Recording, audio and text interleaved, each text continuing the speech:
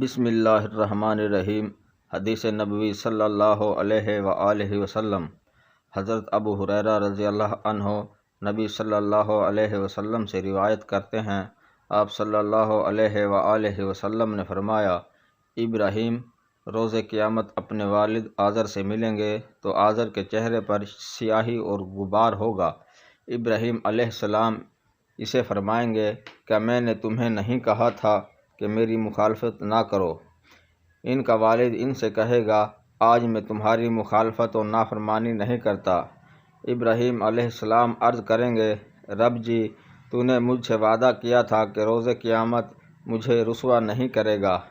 اس سے زیادہ رسوائی کیا ہے کہ میرا والد تیری رحمت سے سب سے زیادہ دور ہے۔ اس پر اللہ تعالیٰ فرمائے گا، میں نے جنت کافروں پر حرام کر دی ہے۔ پھر ابراہیم علیہ السلام سے کہا جائے گا، تمہارے قدموں تلے کیا ہے؟ دیکھیں گے تو وہاں آزر کی بجائے ایک گھنے بالوں والا بجو ہوگا جو اپنی غلاظت کے ساتھ لت پت ہوگا۔ اس کو اس کے پاؤں سے پکڑ کر جہنم میں ڈال دیا جائے گا۔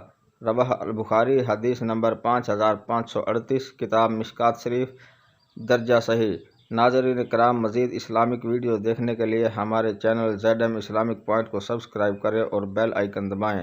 ویڈیو اچھی لگنے کی صورت میں لائک ضرور کریں۔ شکریہ۔